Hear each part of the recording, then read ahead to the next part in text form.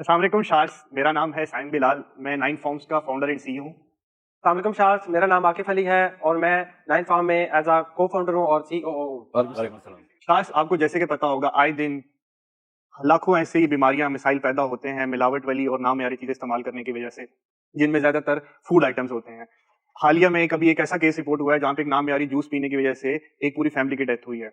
हमको तो ये नहीं पता होता कि हमारे घर जो भी वेजिटेबल्स आ रही हैं और फ्रूट्स आ रहे हैं वो आया कि किस केमिकल से तैयार किए गए हैं और कितने अरसे के बाद हमें डिलीवर हो रहे हैं, और जो भी डेयरी के प्रोडक्ट्स हैं उसमें कौन कौन सी मिलावट हो रही है, कौन कौन से पेस्टिसाइड यूज हो रहे हैं, और जो दूध हमें मिल रहा है, ठीक है, वो आया कि दूध ही है या पाउडर की फॉर्म में कोई और चीज है। शार्स नाइन फॉर्म लाया पाकिस्तान का फर्स्ट ऐसा D2C ब्रांड जो कि seasonal fresh fruits, vegetables, dairy items में करंटली हम मिल्क ऑफर कर रहे हैं।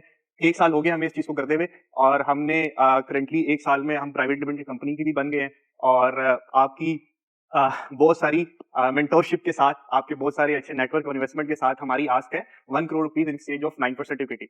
आप मुझे थोड़ा सा बताओ आप दोनों की यानी बैकग्राउंड, आप क्या किया नाइन फार्म से पहले और एस्टैब्लिशमेंट कब हुआ? बेसिकली मैं 2017 में मैंने अपना करियर स्टार्ट किया as a customer relation officer. मुझे डिजाइन, विजुअलाइजेशन, ब्रांडिंग, मार्केटिंग समझ आता है, लेकिन बचपन से मेरे अंदर एक स्पार्क था।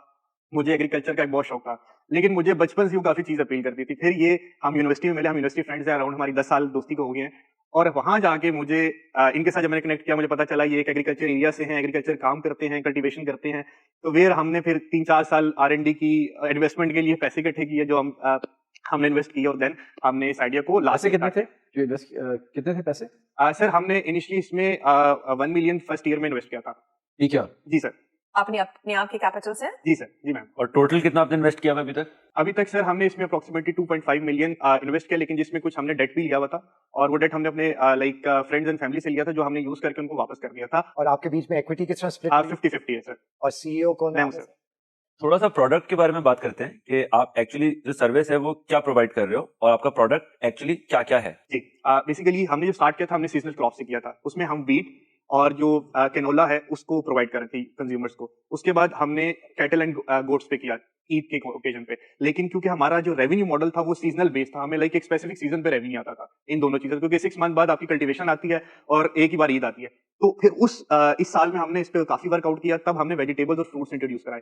और डेयरी में अभी मिल्क हमने उसके ट्रायल ऑर्डर्स हमने किए हैं अपने फ्रेंड्स एंड फैमिली में और एग्जिस्टिंग कस्टमर के साथ, और अभी हम वेजिटेबल्स, फ्रूट्स और डेयरी को लॉन्च करें, उसके लिए हम इन्वेस्टमेंट। ये थोड़ा सा समझाएं कि आप ये सारे जो काम है ये किस तरीके से कर रहे हैं, और क्या आप इन हाउस प्रोडक्शन कर रहे हैं या आप किसी थर्ड पार्टी को इस्तेमाल कर रहे हैं जिससे माल ले रहे हैं, या क्या प्रोसेस है उसका? बेसिकली इसमें हम ये कर रहे हैं कि हमने 50 जो कनाल का लीज पे सबसे पहले लैंड ली थी, उस पे हम कल्टीवेशन कर रहे हैं। उसके बाद हमें फील हुआ कि हमारी प्रोडक्शन कम है, तो उसके लिए हमने कोलैबोरेशन स्टार्ट कर दिया फार्मर्स के साथ कि वो हमें अपनी लैंड देंगे और उसके साथ या तो हम उनकी रेडी प्रोडक्ट लेंगे, लेकिन उसके लिए हमने थोड़ा सा पैरामीटर रखें कि कल्टीवेशन वो हमारे स्टैंडर्ड्स के हिसाब से करेंगे, जिसमें हम इंश्योर कर सके कि उसमें कोई ऐसी चीज नहीं है कि जो अनहेल्दी हो। आपकी एसओपीज वो लोग फॉलो करें। जी, और अभी हम उसी फार्मर नेटवर्क को सेट कर रहे हैं, क्योंकि हमें 1 साल ही हुआ है और करंटली हमारा ज्यादा जो विजन है और जो प्लान है, हम इन हाउस प्रोडक्शन रखना चाह रहे हैं। उसकी रीजन ये है कि वो काफी आसान है उस पर क्वालिटी चेक रखना। अभी तक 1 साल के अंदर आपने कितना रेवेन्यू है? सर अभी हमने 3.1 मिलियन का रेवेन्यू जनरेट किया। 3.1 मिलियन है एनुअलाइज्ड। जी सर, annual। मैं समय 3 दफा इस वर्टिकल में जलील हो चुका हूँ तो मैं एक दफा खुद पर्सनल कैपिटल से, 2 दफा दूसरों के पैसे से। तो एक कंपनी थी मंडी एक्सप्रेस, कुछ कर रही थी वही जो आप करने की कोशिश कर रहे हैं, लेकिन वो मंडी से लेते थे। इस तरह आपका मॉडल थोड़ा सा यूनिक है कि आप सिफ्ट करके फ्रेश प्रोड्यूस ला रहे हैं। उसके बाद B2B में हम गए, हमने कहा चले वो नहीं वर्क किया तो इसको ट्राई करते हैं। आप भी मेरे ख्याल से सेकंड वाली मेरे साथ, तो उसका मैं नाम नहीं लूंगा बिकॉज वो पिवट करेंगे एक और अच्छी चीज में। लेकिन वहां पे उन्होंने कहा चले भाई मंडी जाते हैं, मंडी से लेके अब रिटेल को बेचते हैं, कंज्यूमर को छोड़ दें वो कॉस्टली पड़ता है। मॉडल में मैं थोड़ा सा समझना चाहूंगा, क्योंकि इसमें सबसे बड़ा जो आपकी डाइवर्सिटी है इधर, एक तो कोल्ड चेन का मसला है दूध और डेयरी के साथ, दूसरा प्रोड्यूस की स्पॉइलेज होती है, सिफ्टिंग होती है, सॉर्टिंग होती है, फिर लॉजिस्टिक्स, और फिर जो लास्ट माइल है उसका भी खर्चा ठीक ठाक हो जाता है। तो थोड़ा सा मुझे ये ब्रेकडाउन जरा समझाएं, इसको आप किस तरह टैकल करेंगे? सर आपका काफी अच्छा क्वेश्चन है। बेसिकली हम मेरे पास एज क्योंकि मैं लिंक्डइन पे काफी एक्टिव हूँ और मैंने काफी सारे फेल स्टार्टअप्स जो कि कॉमर्स में थे या ग्रोसरी में थे उनको पढ़ने की कोशिश की है। हम ऐसी कोई कमिटमेंट कर ही नहीं रहे कि जिसमें टाइम इन्वॉल्व हो रहा है कि जो हमारे लॉजिस्टिक कॉस्ट, ऑपरेशनल कॉस्ट बढ़ा देंगे। हम सेम डे में डिलीवरीज करेंगे। सेकंडली जो लेकिन किस तरह करेंगे अपनी लॉजिस्टिक्स? जी सर, मैं उसके लिए अभी करंटली जो हमारा प्लान है, क्योंकि अभी भी हम रावलपिंडी इस्लामाबाद बेस्ड है सर, हमारा ये प्लान है कि जो हम मार्केटिंग करेंगे, हमारे पास इन्वेस्टमेंट रेज करने के बाद हम वो स्पेसिफिक एरिया में करेंगे, एक रेडियस में करेंगे। हम ये नहीं करेंगे पूरे रावलपिंडी और इस्लामाबाद में हर जगह हमारा एड चल रहा होगा, कहीं से एक जगह से ऑर्डर आ रहा है, कहीं से एक जगह। आपने जोन, हम एक 4 किलोमीटर का जोन बनाएंगे, उस पर हम एक राइडर असाइन करेंगे, वही उस 4 किलोमीटर के जो जोन है उसको कवर करेगा जैसे फूड पांडा में होता है। और हमारा जो सेकंडली एक मेन रीजन इन्वेस्टमेंट रेस करने का ये भी है कि हम ईवी पे जाना चाह रहे हैं, कि हम ईवी बाइक्स रखें जिससे हमें कॉस्ट जो है, जो डिलीवरी कॉस्ट है वो कम हो। इसके बाद मैं कुछ कहना चाहूंगा, मैं एग्री नहीं करता बिल्कुल भी, कि प्राइस पॉइंट वो मार्केट्स का फर्क है, ये दुबई नहीं है, तो पाकिस्तान है। So there are I think bigger and simpler businesses in agriculture, one of which you are already doing, कि आप कल्टीवेशन कर रहे हैं, मल्टी सीजन करते जाएं, आज 50 कनाल है, फिर 500 कनाल करें, फिर 5000 कनाल करें, वो करके बेचें। तो आप कंफ्यूज कर रहे हैं, हर एक का शौक है कि किसी तरह एग्री की मार्केट प्लेस बना ले, वो नहीं हो रही। और आप भी जो जवाब दे रहे हैं वो ही दे रहे हैं जो हमने सारी कंपनियों से सुने में। रबील बड़े चुप बैठे हैं, ये भी जलील हुए। मैं भी जलील हुआ हूँ, एग्जैक्टली। तो जलालत काफी यहाँ पे शेयर हुई है। और मसला मुझे इस मॉडल के साथ ये है कि आप डील कर रहे हो पेरिशेबल गुड्स से, ठीक है। इसके लिए उसका मतलब क्या होता है कि कुछ उनकी जो यूजफुल लाइफ थोड़ी सी कम होती है, और कोई, मुझे टू बी वेरी ऑनेस्ट, कोई इस तरह की यूनिक एलिमेंट नजर नहीं आया जो कि पहले जो इस तरह के एक्सपेरिमेंट्स हुए हैं उनसे कुछ तरह हट के हो। आपने वो मेंशन किया मीट का भी है, उसी तरह एक अपट्रेड नाम की एक कंपनी है जो पहले goats for water I think उसका नाम होता था।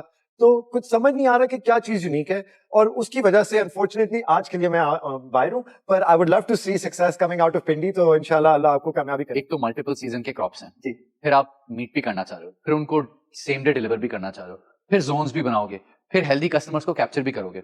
All I am saying is agriculture बहुत इंपॉर्टेंट जी है, सर, एंड आई होप इसमें पाकिस्तान से मल्टी बिलियन डॉलर कंपनीज बने। एंड इंशाल्लाह। I am so glad to see young educated guys like you coming together and doing this. पर अपनी जिंदगी को आसान करें, अपने कारोबार को बड़ा करें, कोई एक स्पेस पकड़ें और उसके बादशाह बन जाएं। और ये पूरी एक लिस्ट बना लें जाके व्हाइट बोर्ड पे, ये इनपुट से लेकर फ्रोजन वेजिटेबल फ्रूट एक्सपोर्ट तक पूरी एक दुनिया है, पूरा एक समंदर है, और इस समंदर का हर कतरा जो है ना वो $1 बिलियन का है। पर आप ये कह रहे हैं कि इस कतरे का मैं 0.01%, इस कतरे का 0.2, इनको मिला के कोई एल्केमी होगी। वो बड़े लोगों ने पैसे जाए किए, हमने भी जाए किए। तो मेरी आपसे गुजारिश है, आप लोग ऑलरेडी उतर गए हैं मैदान में, 50 कनाल का आपके पास फार्म है, फिगर आउट करें what's that one area where you will become the dons of that market, and I am sure you will win. But till that time I am out, but I wish you all the best. Thank you. तो मैं भी अपना decision बना चुका हूँ। मैं बहुत agree करता हूँ बाकी शार्क्स के साथ। मुझे लगता है आप बहुत डाइवर्सिफाई हो चुके हैं और बहुत स्कैटर्ड किस्म का मॉडल सेट हो गया है कि हम ये भी करेंगे, हम वो भी करेंगे, हम वो भी करेंगे, हम सब करेंगे। तो सब करने के चक्कर में कहीं पर भी हमारी स्ट्रेंथ नहीं नजर आ रही मुझे। तो मैं आप लोगों को ये एडवाइस करूंगा कि जैसे जुनैद ने बोला, आप किसी भी एक चीज को पकड़ें और उस पर बहुत फोकस करके पहले अपना रेवेन्यू सेल्स को ऊपर ले जाएं, कंपनी को स्टेबलाइज कर दें, और उसके बाद एवेन्यूज एड ऑन करते रहें। सो इन रीजंस की वजह से आई am out, but I wish you all the best. Thank you. मेरी एडवाइस ये होगी कि मैं आपको कहूँगा यार प्लीज, जो D2C वाला कंपोनेंट है ना, आखिरी लास्ट माइल वाला, वो बहुत ही वॉलेटाइल होता है। Price, fuel volatility, delivery cost, और मेरे ख्याल से आपको बड़ी मुश्किल से मिलेंगे ऐसे लोग जो इतनी वैल्यू कर रहे हैं, जो प्रोड्यूस प्राइस सेंसिटिव मार्केट है, वो देखते हैं कि यार किसके पास सबसे कम प्राइस में पर किलो मिल रही है चीज। तो मैं भी आज माजरा करूंगा ताकि मैं चौथी दफा एक- But I wish you the best of luck. अब शायद मसला हल हो जाए। मैं सिर्फ एक चीज ऐड करना चाहूंगा Potentially लेकिन यहाँ पे देखें, एक चीज होती है कि कोई कर नहीं सका, यानी कोई करेगा। तो मुझे इस चीज का यकीन है कि अगर ऑब्वियसली अगर अल्लाह ताला की मर्जी हुई, वॉरेन बफेट साहब को जानते हैं? वॉरेन बफेट का नाम सुना है? दुनिया के सबसे ग्रेटेस्ट इन्वेस्टर है।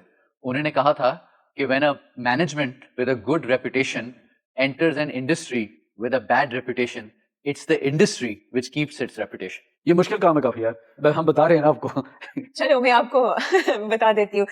मेरे पास भी थोड़ा एडवाइस है। जो मैंने देखा है सऊदी में और दुबई में जो प्लेटफॉर्म्स ऐसे चल रहे हैं, मैंने नहीं बताया कि थोड़ा सा और सी चीज होती है। शायद ये मार्केट तैयार नहीं है जैसे लोग कह रहे हैं। मेरा ये कहना नहीं है कि नई अपॉर्चुनिटी, मुझे तो लगता है शायद है, बट और टाइम लगेगा पहुंचने के लिए, और ज्यादा थोड़ा सा इनोवेशन। और मुझे दोनों को बहुत पसंद है। I like you and I really really respect what you've done and I wish you so much success, but unfortunately at this point मैं भी आउट हूँ। Thank you so much. बेचारे आए, वो पैसे ले लेते हैं और बोरियां भर के एडवाइस लेके जा रहे हैं। Sorry guys, but But like, too bad. too bad. सेब तो छोड़ जाए हमारे लिए। नहीं, नहीं, please, बहुत शुक्रिया आप Thank you लोगों का। Thank you guys.